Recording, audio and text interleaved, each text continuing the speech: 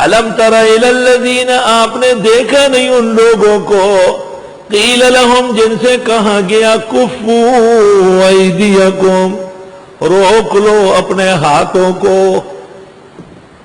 بعض حنفی تفاسیر میں کفو ایدیکم کو کہا ہے کہ رفع یدین بار بار نہیں کرو۔ ایک آدمی اچھا خاصا نماز میں، اس سے پوچھو کہ رفع یدین کا حکم کیا ہے، اس کی فضیلت کیا ہے، اس کی حد کیا ہے، کچھ نہیں۔ نبی کی پوری نبوت کے دورانیے میں رفع یدین کا حکم معلوم نہیں ہے، فضیلت نہیں ہے، کوئی بھی نہیں۔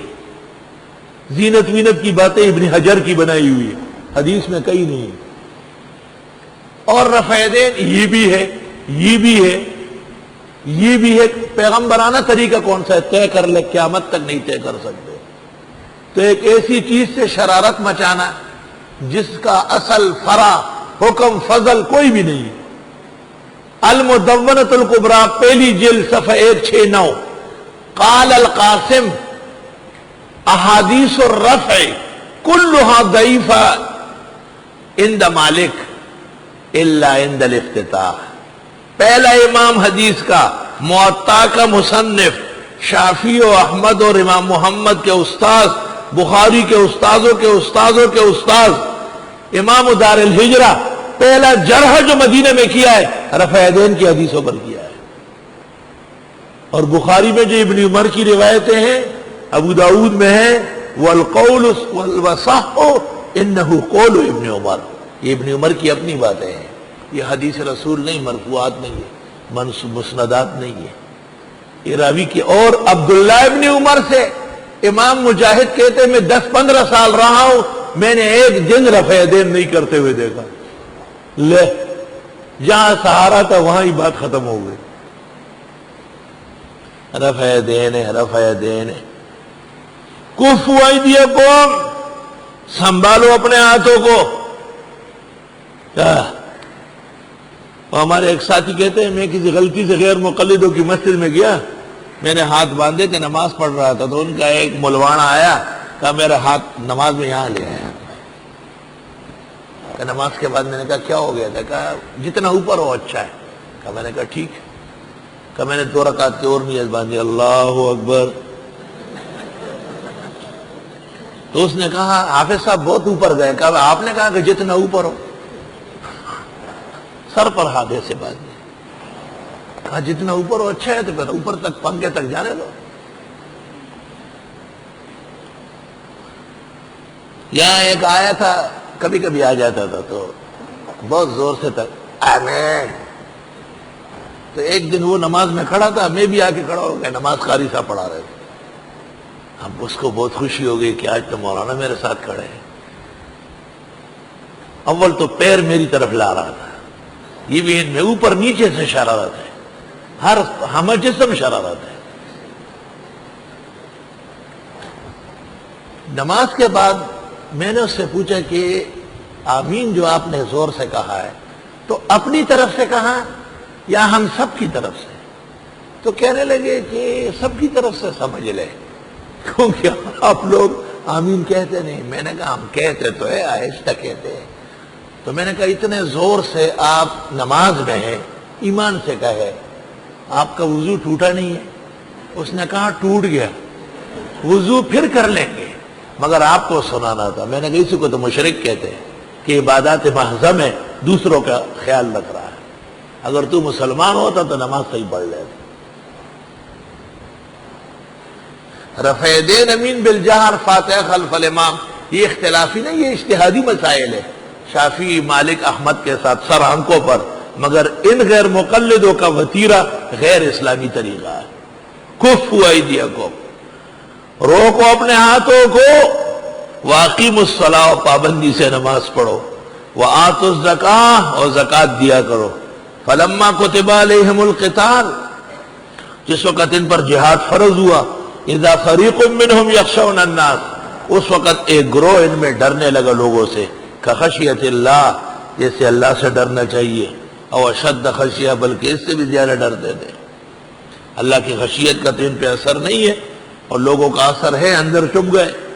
وقالو کہنے لگے ربنا لم كتبت علينا القتال، اے پروردگار کیوں فرض نہیں کیا ہم پر جہاد، لولا اخرتنا الى اجل قریب، کیوں آپ نے مؤخر نہیں کیا ہم کو ایک وقت قریب تک۔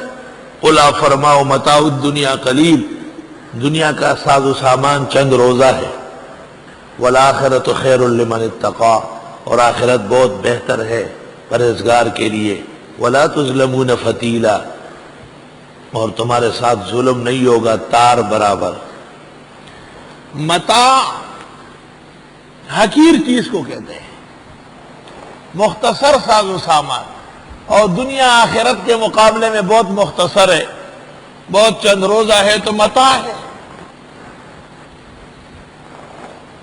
ابو العباس مبرد نے اور جاہز نے ایک واقعہ لکھا ہے کہ ایک آدمی جب قرآن مجید پڑھنے لگا اور وہ سمجھ گیا کہ رب العزت جب دنیا کی بہت زیادہ مذمت بیان فرماتے ہیں تو فرمایا متاع الدنیا، تو متاع ہے بھئی، یہ تو بہت حقیر چیز کوئی ہوگی۔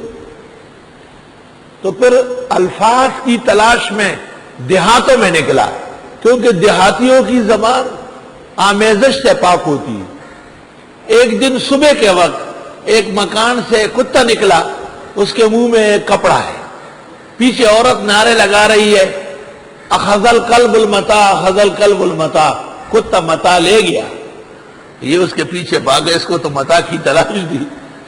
کتا اس کو دیکھ کے ڈر گیا اور کپڑا پھینک دیا، یہ کپڑا اٹھا لایا اور اس خاتون سے پوچھتے اے شاہزہ، اس نے کہا ذا متاع الروحہ، یہ چکی کے اندر ہم کپڑا رکھتے ہیں، وہ ہے چکی جو چلاتے تھے، اور اخیر میں سارا آٹا نکال کے پھر ایک چھوٹا کپڑا ہوتا تھا وہ چکی کے منہ میں رکھ لیتے تھے، اس کو متاع الروحہ ہے۔ اب یہ سمجھ گیا کہ اوہو دنیا چکی کی طرح گھوم رہی ہے اور اس کی چیزیں نہ ہونے کے برابر ہے۔ قل متاع الدنیا قلیل، آپ فرمائیے دنیا کا ساز و سامان چند روزہ ہے، والآخرۃ خیر لمن اتقى، اور آخرت بہت زبردست ہے اللہ سے ڈرنے والوں کے لیے، ولا تظلمون فتیلا۔ اینما تکونوا، جہاں کہیں تم ہوں گے، یدرککم الموت، پالے گی تم کو موت، اور موت سے کوئی بچ سکتا ہے؟ اوہو، شیخ الہند مولانا محمود الحسن دہلی میں انتقال کر گئے۔ شیخ الاسلام مولانا حسین احمد مدنی کی عمر مدینہ منورہ میں گزری، انتقال دیوبند میں ہو گیا۔ حضرت بن نوری کراچی کے عالم تھے، انتقال ملٹری اسپتال راول پنڈی میں ہو گیا۔ شیخ القرآن مولانا غلام اللہ خان، پاکستان ان کے گرج توحید سے اور سنت کے للکار سے جھومتا تھا، انتقال دبئی میں ہو گیا۔ مولانا احتشام الحق مرحوم، انتقال مدراس میں ہو گیا۔ حضرت مولانا مفتی محمود کل پاکستان کے عالم کے لیڈر تھے، انتقال بنوری ٹاؤن میں فقہا کی مجلس میں ہو گیا۔ تبلیغی جماعت کے امیر دوم مولانا یوسف کاندیلوی کا انتقال سالانہ جلسے میں لاہور میں ہو گیا۔